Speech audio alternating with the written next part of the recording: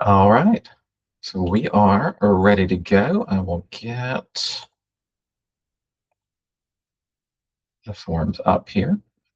Now, if you've been in the business for a while, you are very familiar with this summary of changes. You know, the Realtor Association puts this out every year.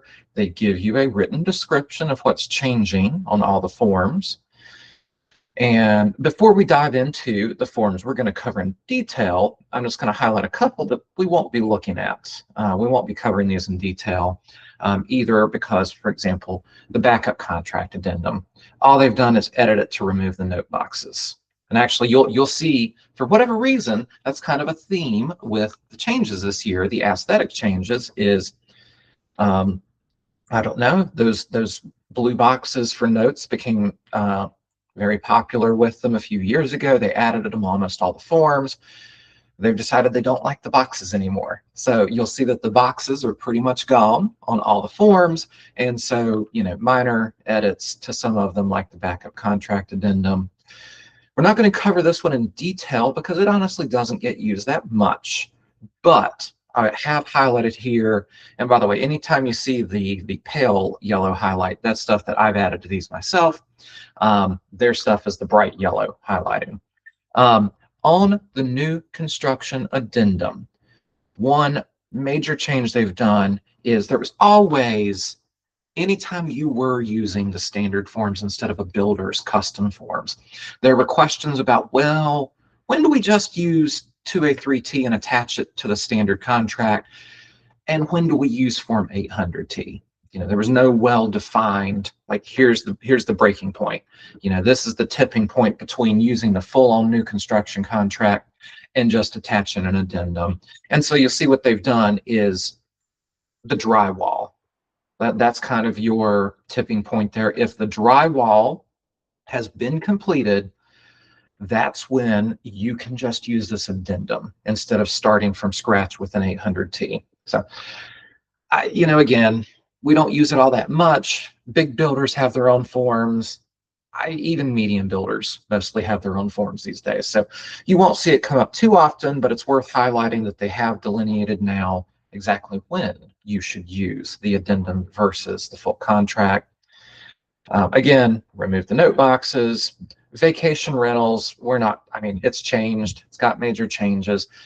Most agents aren't doing those, so we're not going to cover that change. But if you do vacation rentals, check with your broker in charge, or, you know, whoever helps you do that if you have any questions about that, for sure. Again, 12T, generally the contracts update to match the form changes they make to 2T. So 12T, the changes are all going to match what we'll cover on 2T. The vacant land listing agreement, just matching the changes to 101. Same thing with the non-exclusive buyer agency agreement. The changes they make there are just matching the changes that they are making on 201 this year. And then the last one, again, because it's so rarely used, we're not going to go through 800T, but they have made edits, and most of those edits are, again, going to match the changes that we'll cover on 2T. So if you have questions about those, you know, reach out later, and I'm happy to talk about them, but they're mostly forms you're just not really going to use all that much.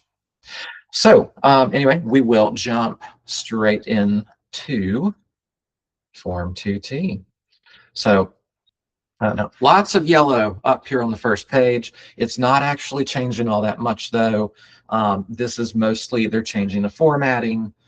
I don't really know why, but they have, you had the ability to attach additional parcels before, but it was described in an attached exhibit that pretty much you were responsible for making. So before we go any further, I'll just point out they do have that checkbox, but they've created a new dedicated form that you can use for that. So you can now use the additional parcel exhibit, and you'll see here, just like the amendment contract, it's numbered. So you can add 2 parcels per additional exhibit. And this information is exactly the same as what's included on 2T. So we're not going to go line by line here. You just need to know that it exists. You can attach this to 2T, 12T, 101, or 103. So it can be used if you are listing multiple parcels or if you are going under contract on multiple parcels.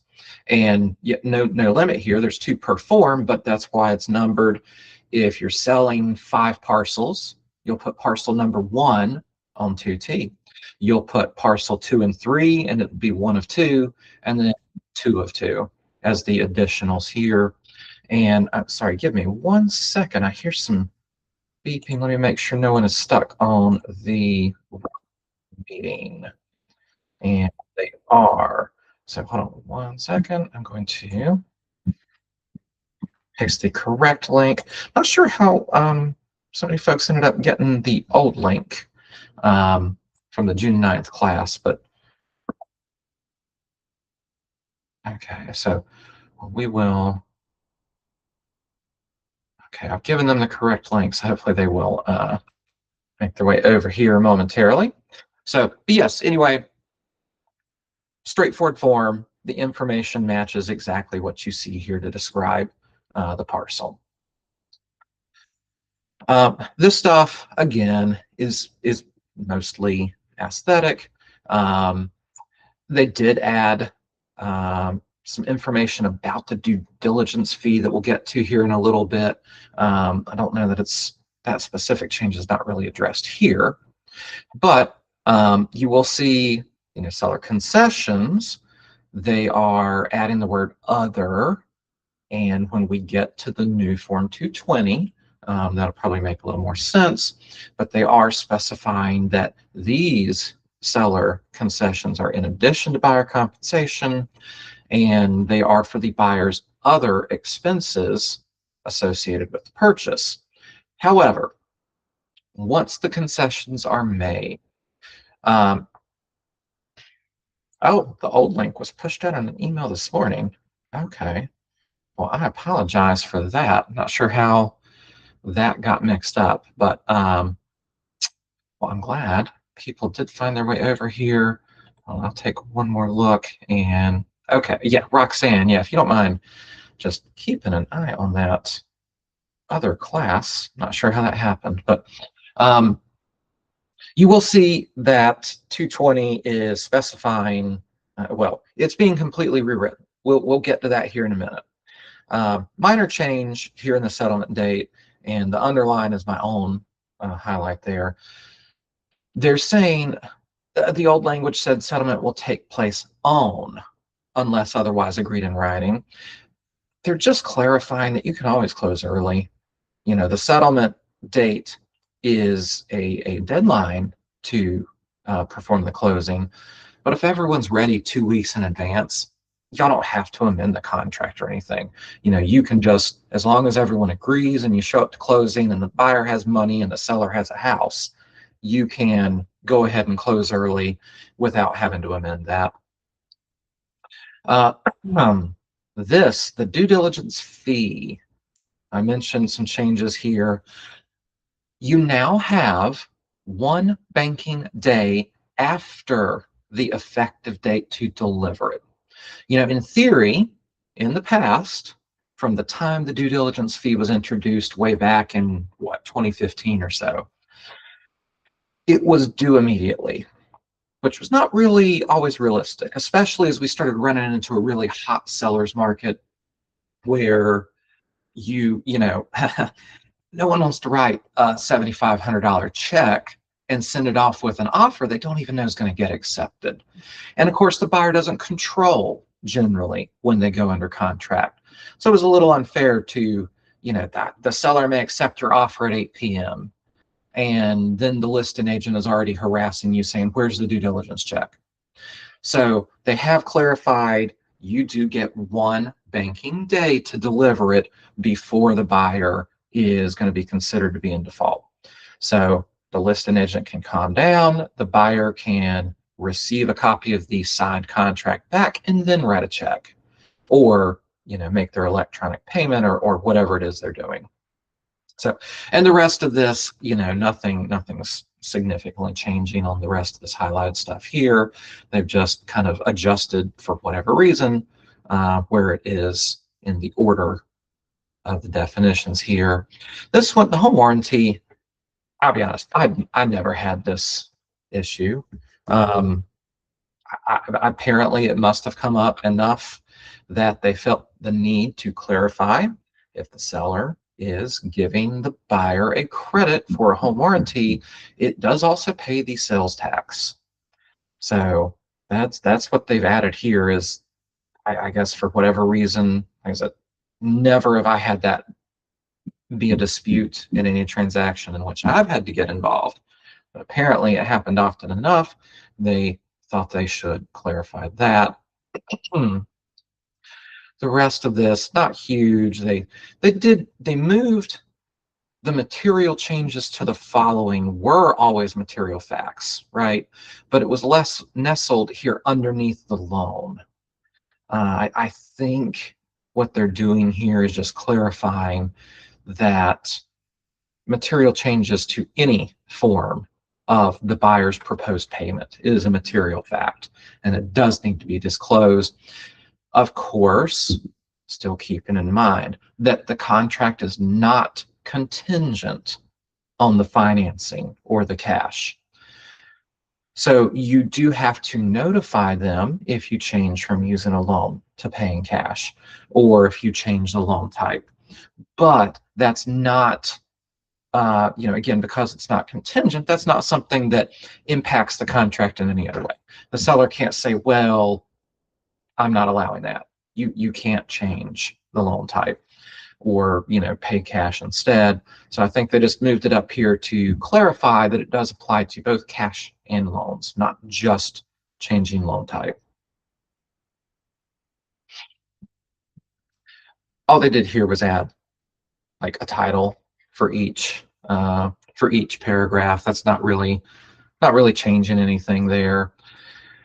And this is basically the buyer's agreeing that if the closing attorney requests information related to the Financial Crimes Enforcement Network, that they are required to provide that. I can't imagine you ever really have to spend time explaining this to a client.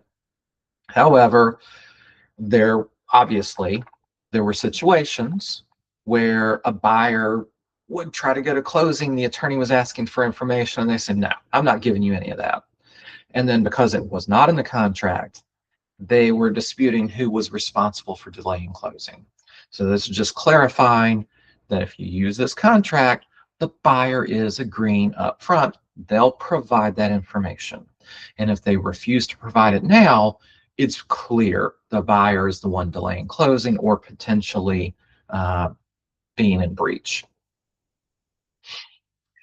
So the lead paint, they're just shifting the words around there. It's not anything, really changing there.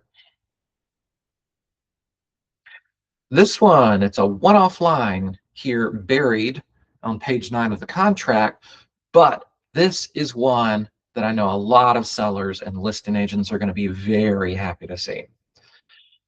Until the due diligence fee is delivered, physical access may be limited or denied. I know you've probably all seen those situations. If you've been in business since COVID, in that super hot market coming out of COVID, you would have buyers offer up a $15,000 due diligence fee. They would go under contract. They would schedule that inspection the same day. They were probably sitting out in the car with the inspector already in the driveway. And as soon as they got under contract, they would do the inspection. If they found anything they didn't like, they would terminate before they ever paid the due diligence fee. So they were, cheating a little bit there. Now that due diligence fee was still legally owed, even when they did that. But what they're betting was, well, there were 10 other offers. There were 10 other offers. So if we back out, they're not going to go to the trouble of suing us. So this is just eliminating that loophole that some buyers were taking advantage of to do a super quick home inspection and then decide whether or not they even wanted to deliver the due diligence fee. Now, it is just physical access. If the buyer wants to do any other form of due diligence, if they want to go ahead and have the closing attorney, do the title inspection, do the title report, they can go ahead and do any of that stuff they want. But the seller can say, until that due diligence fee is in hand, you can't schedule the physical inspection. So, like I said, I think that's going to be a pretty welcome change for a lot of sellers and listing agents. Just clarifying here that the deed can be made to this person with no assignment being necessary. So making sure that a seller, for example, knows up front if someone is trying to assign the contract. I know that the Real Estate Commission is looking very closely at wholesalers right now. And I don't know if this rule change has gone into effect yet, but they were clarifying, or maybe that even required a change in statute, that wholesaling is a real estate activity and that it does require a real estate license. So whether that's gone into effect or not yet, when it does go into effect, the Real Estate Commission will have full authority to regulate those activities. And I do think we'll see some big time changes at that point. So, and this is my own highlight. This did not change. I'm highlighting it because they did not add a dedicated box to attach Form 220. So you do need to know, this is just the generic identify other attorney or party drafted addenda. So I'm a little disappointed that they didn't make it a bit more obvious how you attach 220 to the contract. And you'll see what I think 220 is next. You'll see it is very, very important that it is attached because they have completely redrafted that form. So yeah, definitely my biggest disappointment with their changes this year is that they did not add a dedicated box to make it obvious that 220 can and should be attached to 2T. So if you are getting a concession from the seller to help the buyer pay your compensation, you will need to check this box and identify Form 220 here. Computation of days, all this is, now that they've said you have one banking day to deliver the due diligence fee, they have to identify and define what a banking day is. It's exactly what you think it is. Monday through Friday, except holidays observed by the Federal Reserve. So, if you accept an offer on Saturday, you just have to keep in mind that the next banking day is Monday. So that buyer would have until Monday to deliver that due diligence fee to your seller. All right, and this stuff is nothing's really changing down here, significant. Any questions before we move off of 2T?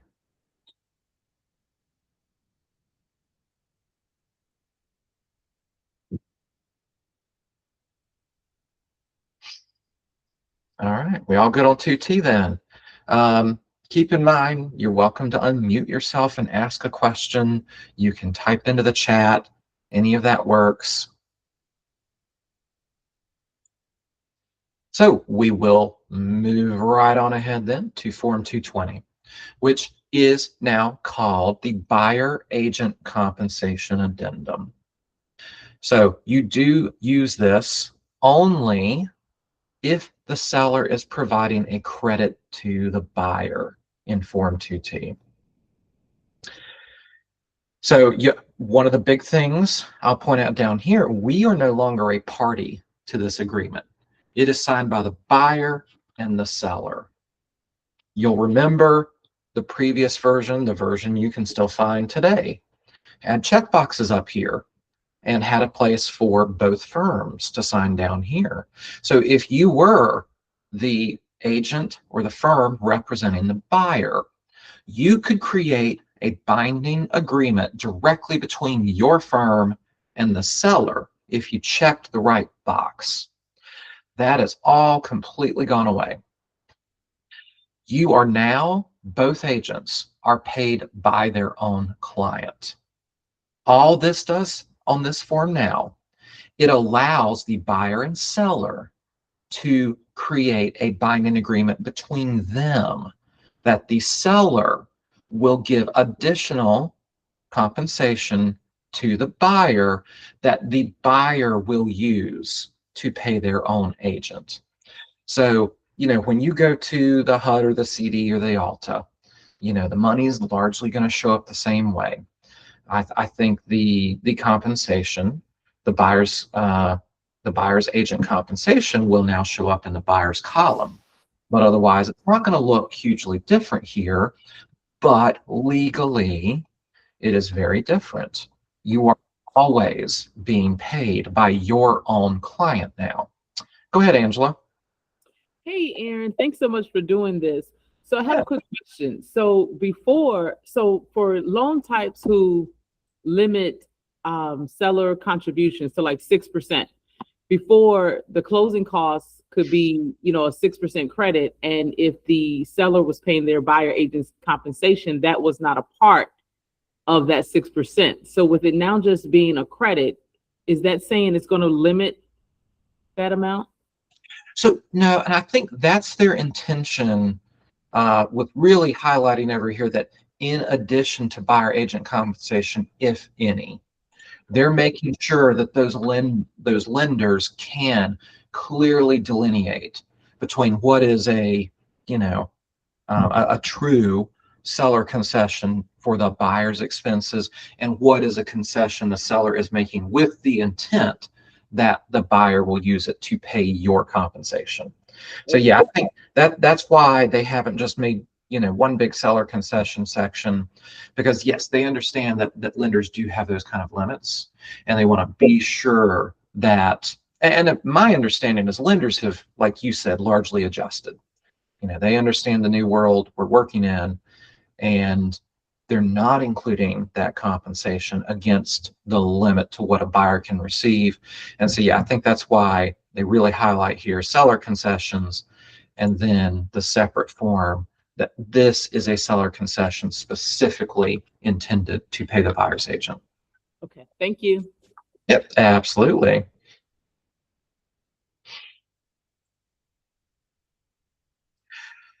So, any other questions? I mean, it's totally new form. It's only one page, two paragraphs. But I will say in the first class I did on this, the question came up: can a seller get to the closing table and say, "Hey, I don't want to offer that anymore"? Well, because this is attached and made a part of the offer to purchase and contract on that last page. A seller can't just change their mind. This is a term of the contract, just like any other term. If they were to try to get to the closing table and say, "Hey, you know what? I don't want to pay that anymore because you're just going to use it to pay your agent." Well, they're now in breach of the contract. And the buyer would have all the same remedies that they would for the breach of any other term. The seller could owe them back everything they've spent, their due diligence fee, their earnest money, inspection costs, and potentially, of course, specific performance. We hear a lot about it. I've never actually seen it done. But in theory, yes, specific performance is out there.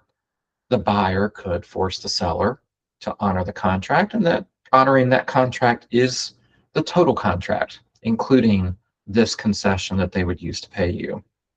But yes, that is why it is super important that you do make sure you always attach it over here. That's, like I said, that's why I really wish they had given us a dedicated box, because I already anticipate the situations where a buyer agent forgets to check this box and attach it.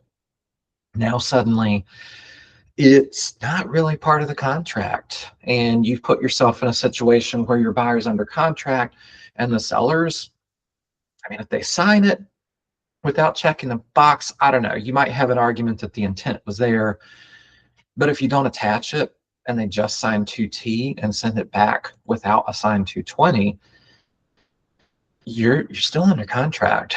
So you've got yourself a mess then. So it's super, super important. If you're using this, you must attach it to 2T. Any other questions? Will this form, yeah, this form will also need Form 220. So this is Form 220. Yep, the current Form 220 is completely redrafted. That's why there's no highlighted yellow on this one, because every single thing about it has changed. It's a brand new form using the same form number. So yes, this is Form 220 now. The one that you see in zip forms or the NC Realtors library today, that will completely go away.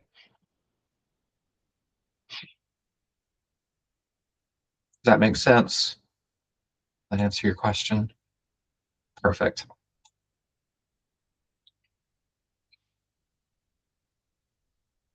So if there's nothing else on this one, we've got next up the buyer agency agreement.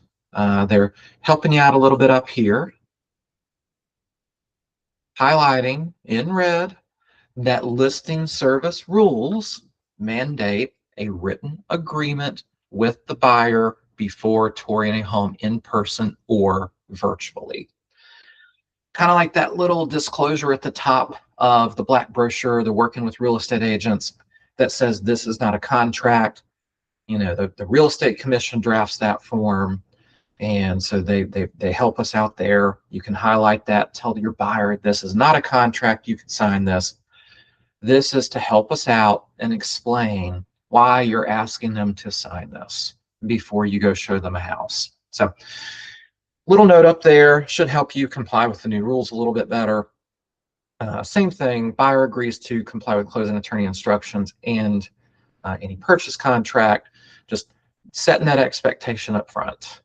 So making sure that buyers are prepared that, yeah, if you hold up closing because you don't like what the attorney's asking you for, it's going to be your fault because you've been warned.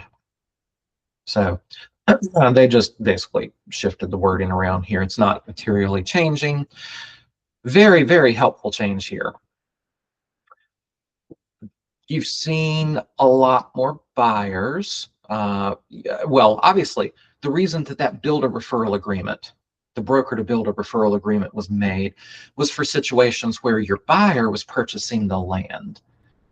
And technically, that was the real estate transaction. Once the land has closed, the construction of the dwelling is it's a different transaction. You know, real estate is tied to the land.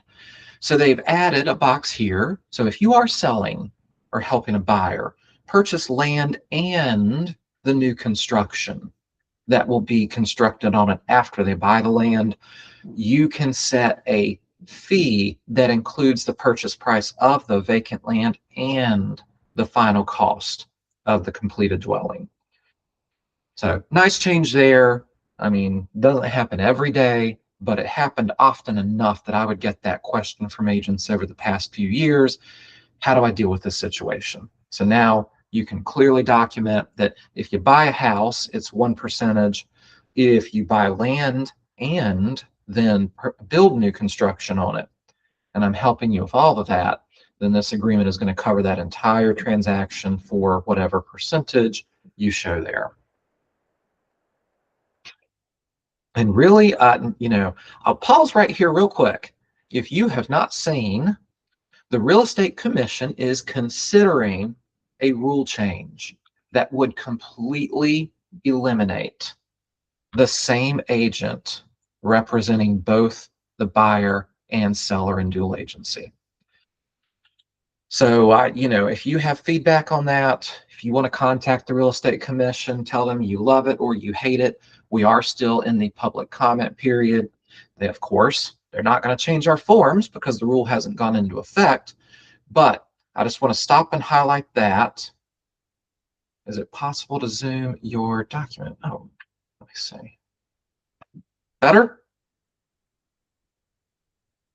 See a nodding head there. Okay, awesome. Sorry about that. Yeah.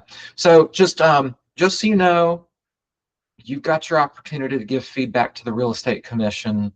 Yeah, I've never done single agent dual agency. I've seen some people arguing that it limits the options for folks who live out in rural areas. I, you know, um, if you feel very strongly about it one way or the other, give them some feedback while you've got the chance. They do listen. You may or may not recall several years ago they tried to change the marketing rules so that the firm's name or logo had to be as big or bigger than your name. And there was so much negative feedback on that that they tabled that and we've never heard of it again. So they do listen to feedback. If you feel strongly about it one way or the other, yeah, go ahead and reach out to them. If they do approve that rule, this form is going to change again, and that form of dual agency will no longer be allowed in North Carolina. Again, same thing, the FinCEN disclosure. Can't imagine you ever have to really stop and explain that to your buyer, but they're just agreeing up front that yes, they will comply with that if it comes up and becomes an issue.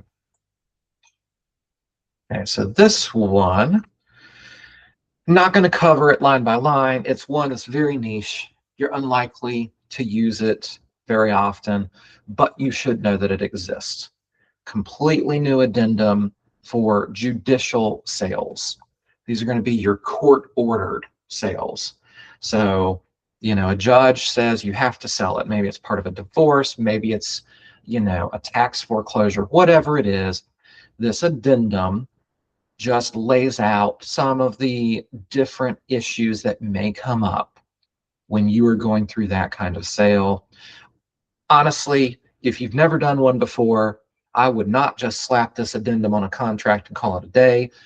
I would pick your favorite closing attorney up front and talk to them about it before you let your buyer make that offer.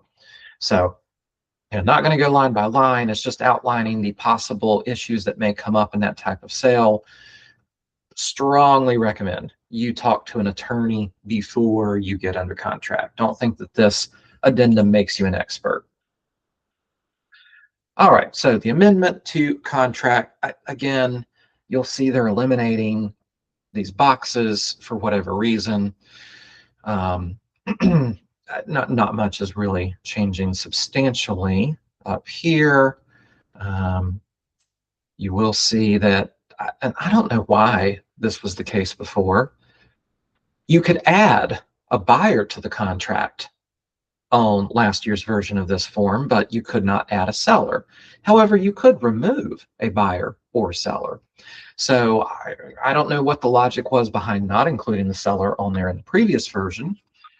I've seen deals where agents, their buyers, they've gone under contract and then found out that there were, I think I had one where there were 21 other people. There were 21 heirs that the attorney dug up who would all need to agree to the sale. So I guess you'd have to fill out a whole bunch of these in that case, but it is not terribly uncommon that you go under contract, especially on, say, an estate or something like that. And they do dig up an extra seller, and you have to add them as a seller on the contract. So they have contemplated that situation and created a way to account for it here. I believe, oh yeah, so down here, they just added a percentage. So that's just matching the changes from 2T. If the seller concessions are a dollar amount, just like before, they can be changed from there to there.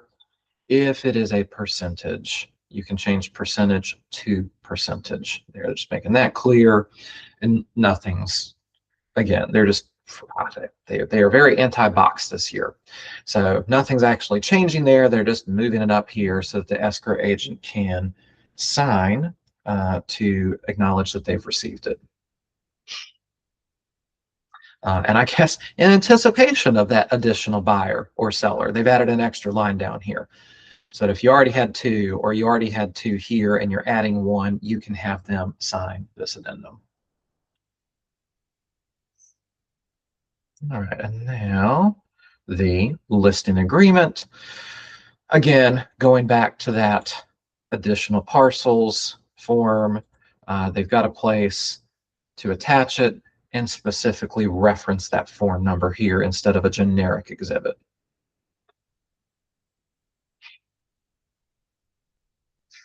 All right, some changes here in the marketing section. I'm sure a lot of y'all have heard about some firms attempting to, actually, I don't really understand what the point is of what some of these firms are doing, but these limited distribution, sort of I don't know, I guess the new version of a pocket listing that's not quite office exclusive, but it's somewhere in the middle.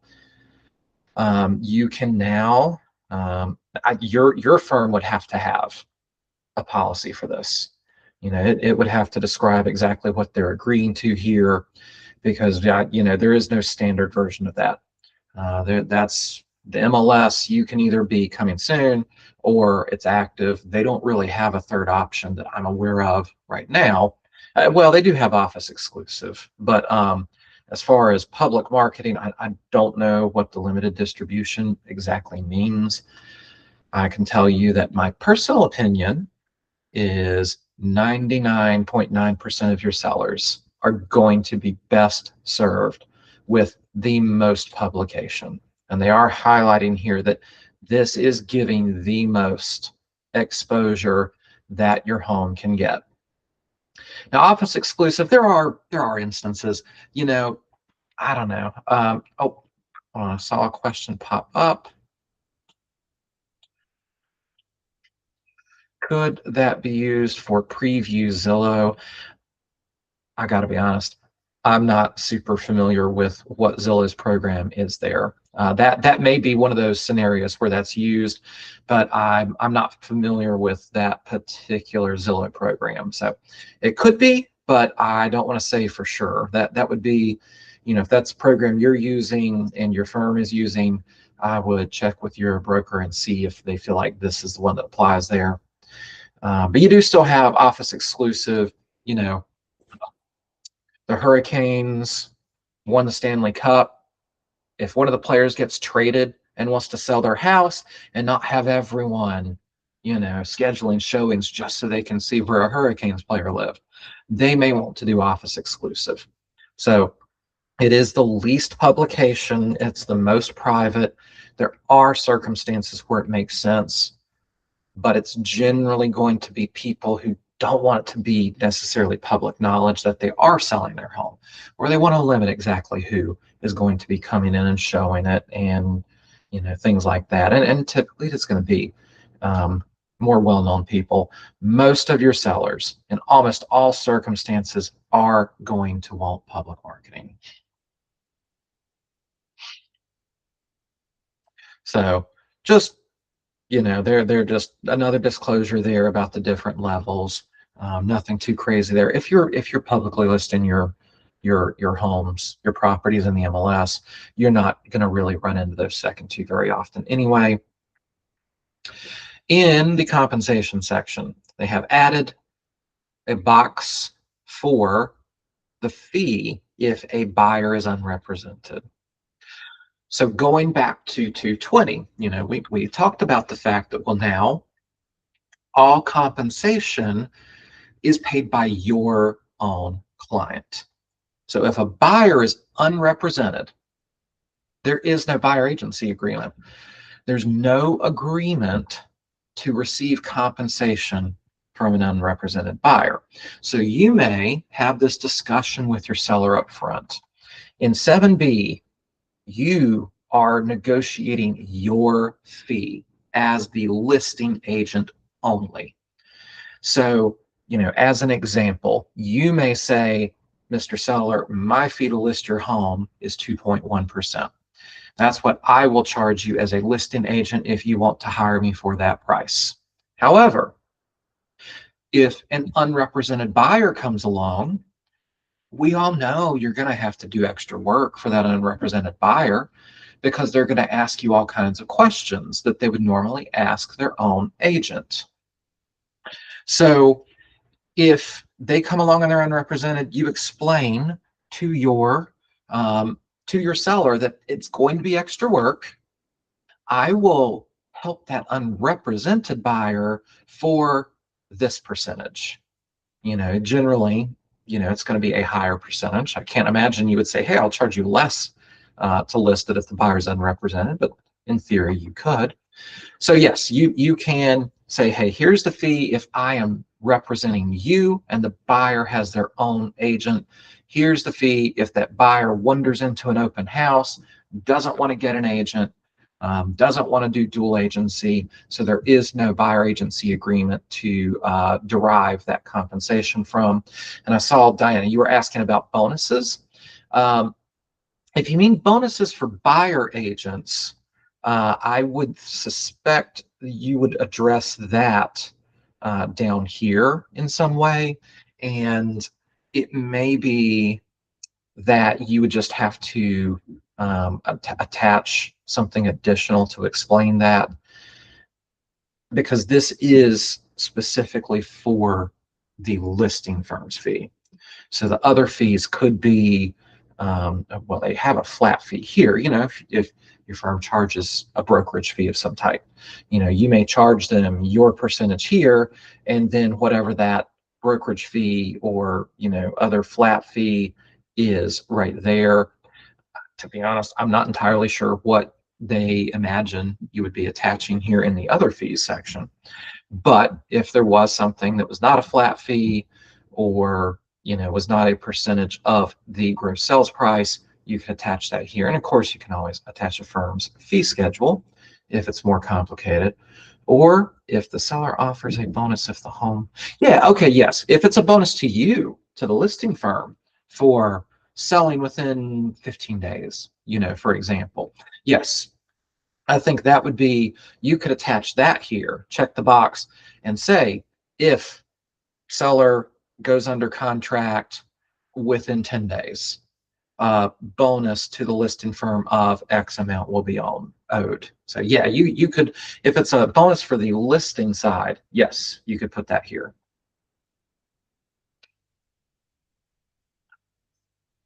So they've cooperative compensation does not exist at this point if you're using the standard forms. It is now buyer agent compensation, because no longer is the listing firm cooperating with the selling firm to transfer money between each other. So it is now buyer agent compensation because it is strictly derived from Form 201 or Form 203. So still though, seller has no duty to offer compensation. Always been true, never was not true.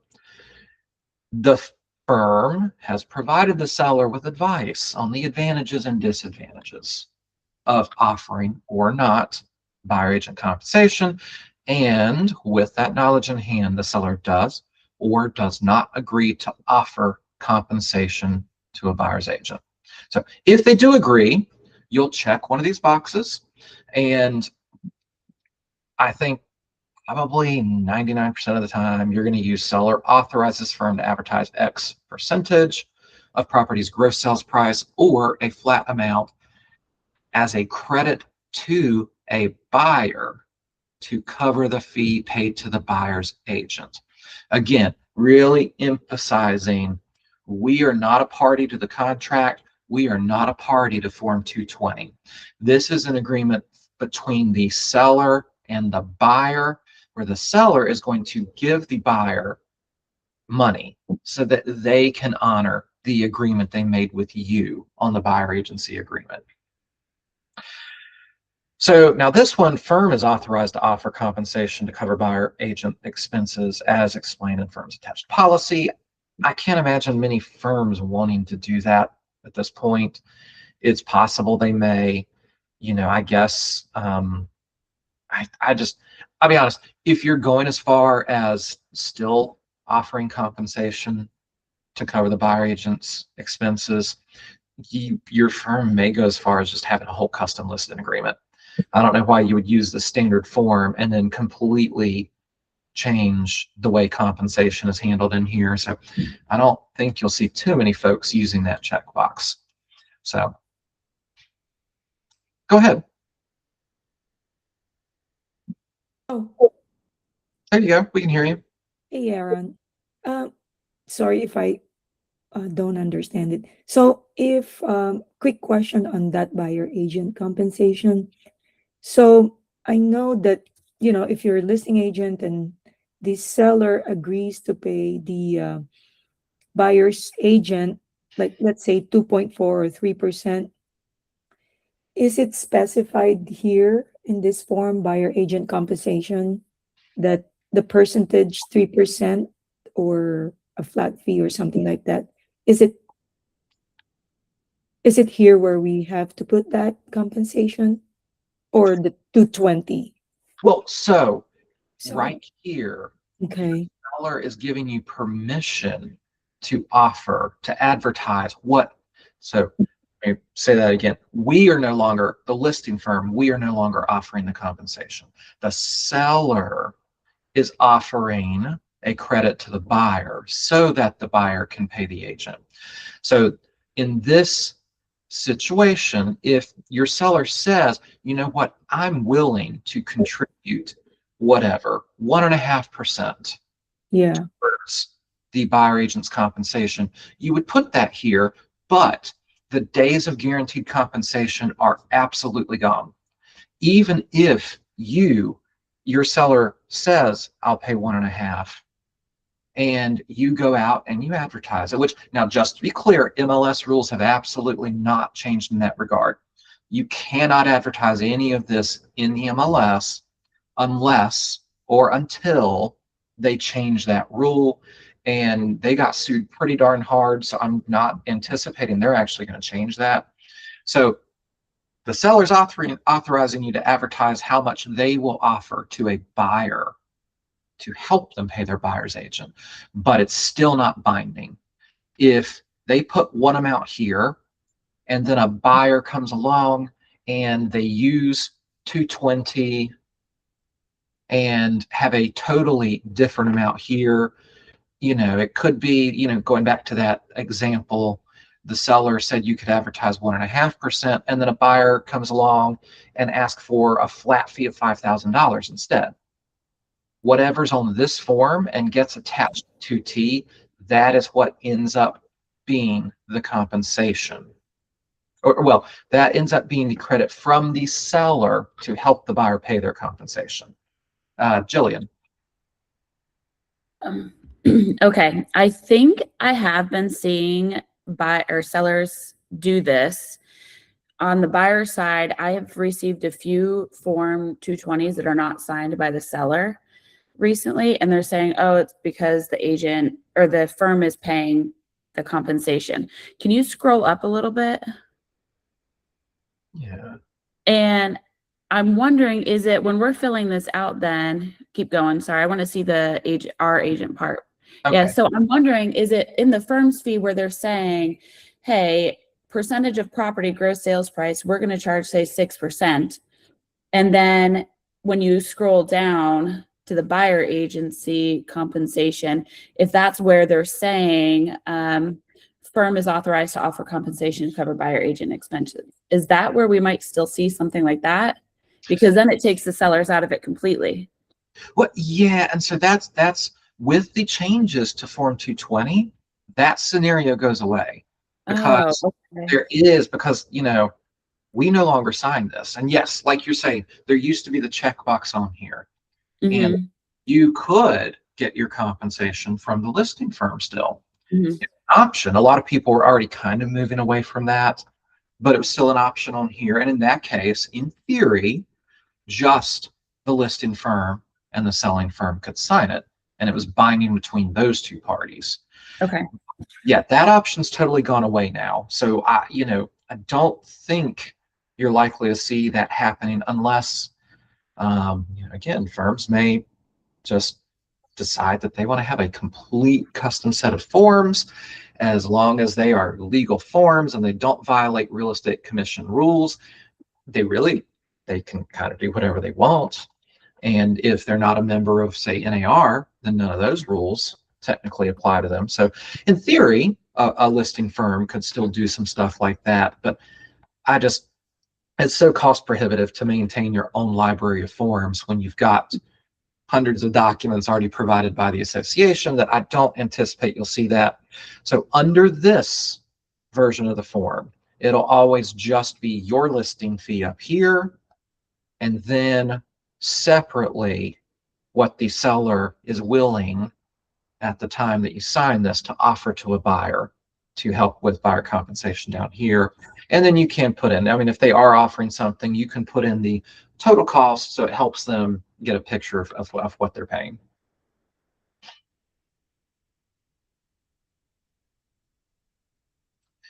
And I think that was the last big change here. Oh, well, this is I'm sure y'all have heard all about the land seller fraud going on. They've added this here. Seller must provide valid identification at any time upon request and affirms that it is current. And a seller affirms that they have the legal right to sell the property. Now, I can tell you there was one I experienced where the fraudulent seller sent a U.S. passport. Our agent got it. They listed the property, then found out that it was a fraudulent seller. And I held the two up next to each. I compared it to my passport. There was nothing I could spot to suggest that it was a fake passport. So I even sent that to the real estate commission. I said, here's a passport we got as seller identification. How do we spot this? How can we possibly, take this ID and be expected to recognize that it's fraudulent?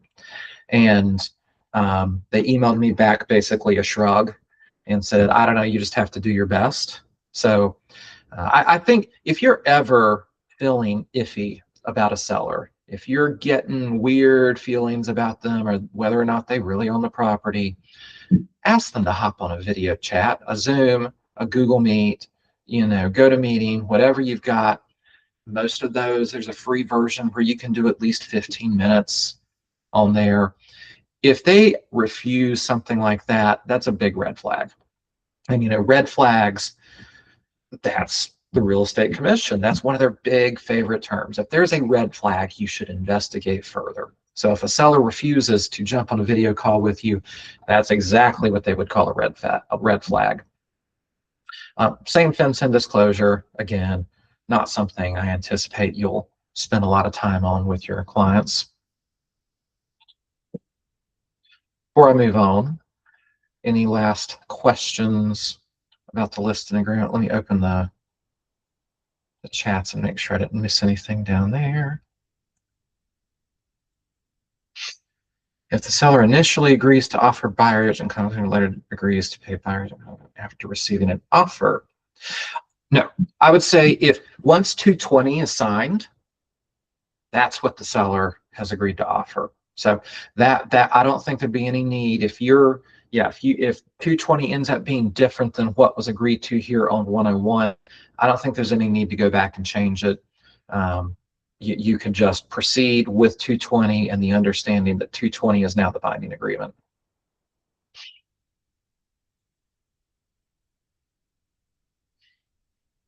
Okay. Anything else on this one before we move over? The next couple forms, I know we're already past an hour here. The next couple forms are not big time changes, so it won't take as long from here. All right. Vacant land disclosure, yellow all over the place. They got feedback that it was too long, had too many questions, so they have really just kind of simplified it. The content is not drastically different.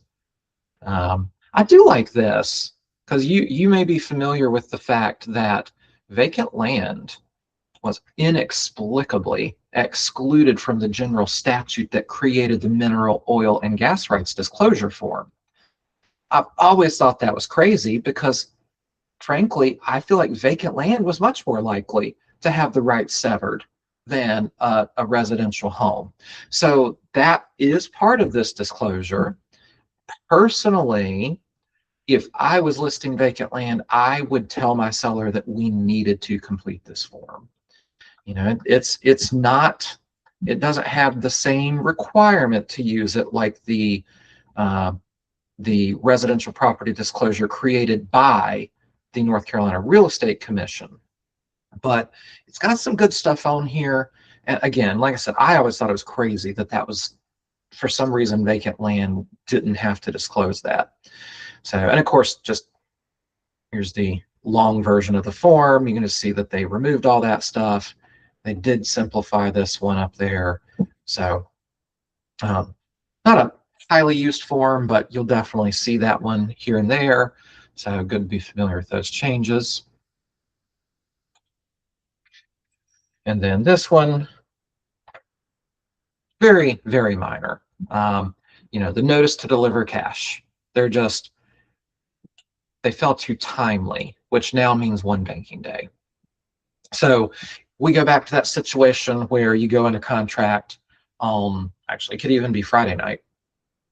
You know, Friday night, after hours, you go under contract. The next banking day is Monday. The buyer would have until Monday, end of day, to deliver the due diligence fee. If they don't, you can use this form to demand that delivery in writing. And then they have one additional banking day to deliver it before they would be considered to be in default on the contract. So that's more or less, I mean, unless Monday was a holiday, in most instances, the worst case scenario would be you go under contract on a Friday and you don't get the due diligence fee until Tuesday. But keeping in mind that now you have the ability to deny them the physical access to the property over the weekend. So, and honestly, I guess if you have required a certified check, banks being closed is an issue, but, electronic funds transfers, I have a checkbook somewhere. I don't remember the last time I actually wrote a check, but I'm pretty sure I still know how to do it. So I could write a check on a Saturday morning if I needed to. Yeah, go ahead. We're still required to change it pending when the offer is signed, right? Not when they get their due diligence. Yes. So that part, the MLS rule, you are still under contract as soon as it's signed. It's just giving that extra day for the due diligence and the ability to deny that physical access. Okay, so very minor on that one. Yes, it is being recorded.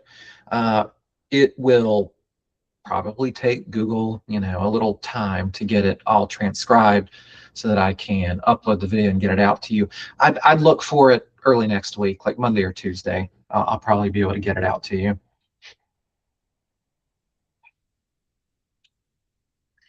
Okay, referral agreement, really minor here. They're just clarifying what was already true. The agreement is between the firms. It is between the referring firm and the receiving firm, not the individual agents. Now, of course, if you've been around a while, you know that table funding went away a long time ago. So I don't know if agents were somehow getting paid directly and they thought the referral agreement gave them permission to do that. Not sure what prompted the need for that clarification, but they did add that. And then they added this. In a lot of states, the broker, the principal broker, the designated broker, whatever they call them, is required to sign referral agreements.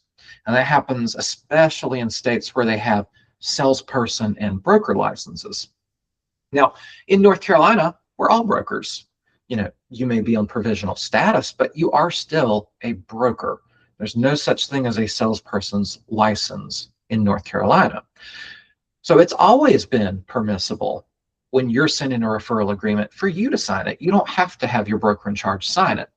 But I think they were running into enough issues where you would send off a referral agreement and the person in Virginia, the agent in Virginia, would say, oh, we need your broker in charge to sign it. So they added the blank. It's optional because it's not required in North Carolina. But if you're sending this off to one of those states where they do require it, then there is now a clear place that, yes, the agent is signing, and if it's required, the managing broker or broker in charge can sign as well. And in keeping with their crusade against boxes, they have completely changed the professional services disclosure. Now, the content's the same. It's the same services. None of that's really changed. There may be a few more extra blanks at the bottom. I never counted how many were on the old form. That actually probably is about the same. But they have changed the formatting completely. They removed all the boxes. I'll be honest, I don't personally feel like this is that much easier to read or fill out. So I'm not sure what exactly prompted this change, but if you use this, again, the purpose, the content, it hasn't changed. They've just changed the formatting. It's no longer 2 columns, selected and waived. Of course, if you're using it, remember, some agents would put NA, they're not, using, I don't know, an elevator inspection. I'm like, well, okay, if they're not going to do it, it's even more important that they waive it. Like that's actually the situation where it is super important, because we want them to put in writing that they did know they could have this inspection performed and they chose not to. So anyway, total formatting change, no content change here. Nothing changes down here about any of that. So that's the last form for today. Any questions? Want to go back to any form? And like I said, we'll in just a moment here. If you don't want to ask on the recording, we'll stop that, and you can ask off the record, as it were. And could you send me your link? I had the wrong time on my calendar, so we can get together one-on-one. Oh, yeah, absolutely. Yep, I'll shoot that to you. Okay, thank you.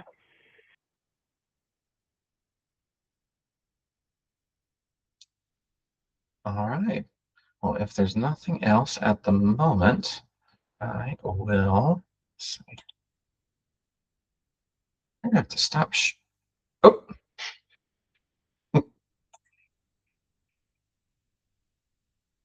Oh, okay, you're still there. Ha! I thought I closed the meeting for a second. Okay.